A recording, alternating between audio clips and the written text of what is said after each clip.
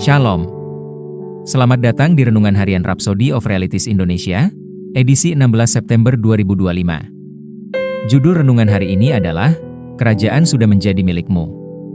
Ayat Alkitab pembukaan kita terdapat dalam Lukas 12 ayat 32, yang berbunyi, Janganlah takut, hai kamu kawanan kecil, karena Bapamu telah berkenan memberikan kamu kerajaan itu. Tuhan tidak menyembunyikan apapun darimu. Yesus berkata, kerajaan itu adalah kerelaan Bapa untuk diberikan kepadamu. Itu berarti segala sesuatu yang Tuhan miliki, segala sesuatu yang Dia kuasai, dan segala sesuatu yang telah Dia tetapkan sebagai bagian dari kekuasaannya, telah Dia berikan kepadamu dengan sukacita. Ini adalah kenyataan yang sedang terjadi. Engkau tidak akan mewarisi kerajaan itu suatu hari nanti. Engkau telah dijadikan bagian dari kerajaan Allah yang mulia. Kolose 1 ayat 13 mengatakan Dia telah membebaskan kita dari kuasa kegelapan dan memindahkan kita ke dalam kerajaan Anaknya yang kekasih. Ketika engkau dilahirkan kembali, engkau dilahirkan ke dalam sebuah kerajaan, sebuah wilayah rohani, di mana Yesus adalah Tuhan dan kebenaran, damai sejahtera, dan sukacita dalam kuasa Roh Kudus. Engkau bukan orang luar, melainkan warga kerajaan yang dapat dipercaya. Demikianlah kamu bukan lagi orang asing dan pendatang, melainkan kawan sewarga dari orang-orang kudus dan anggota-anggota keluarga Allah, Efesus 2 ayat 19. Engkau memiliki hak, keistimewaan, dan wewenang di kerajaan ini. Banyak yang masih hidup dengan mentalitas agamawi, berpikir mereka harus memenuhi syarat untuk mendapatkan yang terbaik dari Tuhan.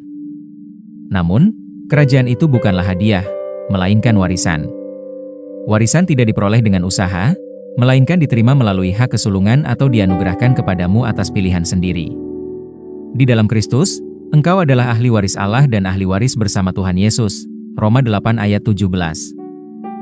Kerajaan itu milikmu, baik karena hak maupun karena pemeliharaan ilahi, kasih karunia. Pahami identitas kerajaanmu dan berkuasalah dalam hidup. Berbicaralah dengan penuh otoritas. Berjalanlah dalam kuasa. Berikan berkat dan kebaikan.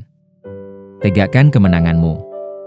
Hal lain yang begitu menakjubkan adalah bahwa engkau tidak hanya dilahirkan ke dalam kerajaan ketika engkau dilahirkan kembali, kerajaan itu juga lahir di dalam dirimu. Tuhan Yesus berkata dalam Lukas 17 ayat 21, sebab sesungguhnya kerajaan Allah ada di antara kamu. Karena itu, hiduplah dengan berani. Berjalanlah seperti raja. Nyatakanlah bahwa kerajaan itu milikmu dan berfungsilah dari posisi kuasa dan kasih karunia itu. Bapa berkenan melihatmu memerintah.